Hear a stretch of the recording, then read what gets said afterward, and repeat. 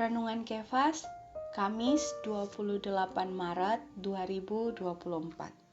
Salam sejahtera Sobat Kefas, Tuhan Yesus begitu baik, sehingga hari ini kita masih diberi kesempatan untuk menikmati firman-Nya. Mari siapkan hati dan roh kita untuk menerima firman itu. Tujuan pendisiplinan Roh Kudus, Ibrani 12 ayat 10.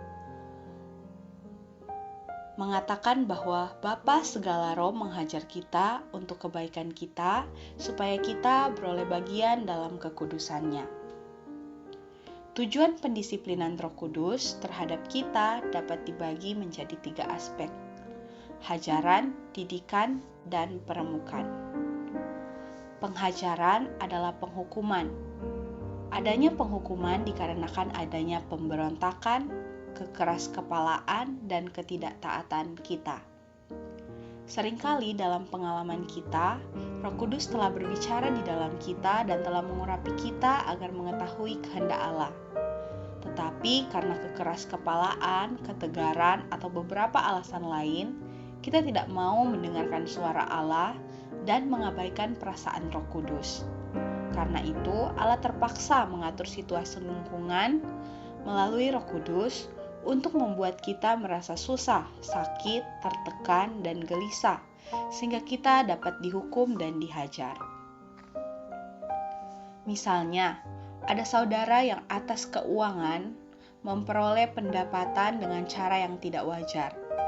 Roh Kudus meneranginya untuk menanggulangi hal ini. Akan tetapi, karena kesombongannya atau karena kekhawatirannya akan kerugian harta benda, ia tidak mau menaati kehendak Allah atas hal ini.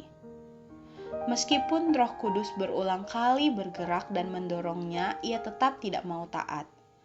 Pada saat ini, Allah tidak memiliki pilihan lain kecuali menggunakan lingkungan di luar untuk menghajar dia. Mungkin ia tertabrak oleh mobil, walaupun tidak sampai meninggal atau luka berat, tetapi ia menderita kesakitan. Sementara ia berbaring di rumah sakit, mengeluh dalam penderitaan, Roh Kudus berbicara lagi kepadanya, mengingatkannya akan permintaan yang dahulu. Ia menjadi rendah hati, tunduk, dan bersedia menanggulangi menurut kehendak Allah. Setelah ia menaati dan menerima penanggulangan, lukanya secara bertahap segera sembuh. Inilah pendisiplinan lingkungan yang diatur oleh Roh Kudus menurut kehendak Allah dan juga menurut keperluan manusia, terutama untuk menanggulangi kekeraskepalaan dan ketidaktaatan manusia.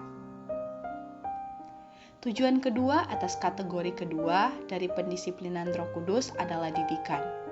Sebenarnya, hajaran yang kita sebutkan di depan boleh juga dipandang sebagai suatu didikan. Namun, didikan yang bersifat penghajaran adalah penghukuman, disebabkan oleh kesalahan manusia. Sedangkan, pendisiplinan didikan murni bukan karena penghukuman atau karena kesalahan manusia.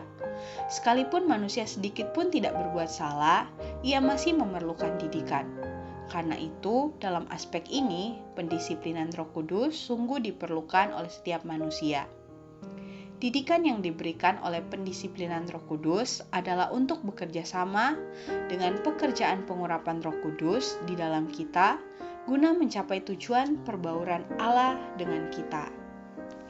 Ketiga dari pendisiplinan Roh Kudus adalah penghancuran atau peremukan. Kita sudah berulang kali mengatakan bahwa tujuan inti pekerjaan Allah di dalam kita adalah untuk pembauran dan pembangunan unsurnya ke dalam kita. Untuk mencapai tujuan ini, terlebih dahulu manusia kita ini harus dihancurkan. Tujuan didikan yang telah kita bicarakan di depan itu remeh dan kecil jika dibandingkan dengan ini. Pendisiplinan didikan hanya membuat satu pembukaan atau pecahan kecil atas kita. Sedangkan peremukan memecahkan dan menghancurkan kita seluruhnya.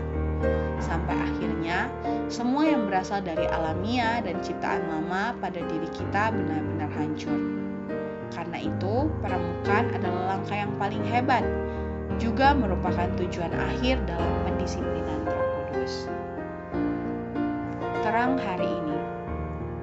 Jika kita di hadapan Tuhan sedikit lebih banyak pengalaman, kita akan mengakui bahwa pendisiplinan yang diberikan kepada kita oleh Roh Kudus, entah itu hajaran atau didikan, adalah untuk peremukan kita. Sesungguhnya, tidak ada hajaran atau didikan. Semua pendisiplinan Roh Kudus adalah untuk penghancuran dan peremukan kita. Mari berdoa. Tuhan, bahwa kami senantiasa melihat bahwa keburukan tidak terhitung apa-apa. Kebaikan kami tidak ada harganya. Salah tidak bernilai, betul juga tidak bernilai. Tidak taat tidak berharga, taat juga tidak berharga. Memberontak tidak berharga, takluk juga tidak berharga. Semua ini hanya perlu diremukkan. Tuhan, bahwa kami senantiasa melihat bahwa pendisiplinan Roh Kudus bukan untuk membangun manusia. Pendisiplinan Roh Kudus di luar seluruhnya adalah untuk peremukan manusia. Amin. Tuhan Yesus memberkati. Kasih karunia-Nya menyertai kita semua. Amin.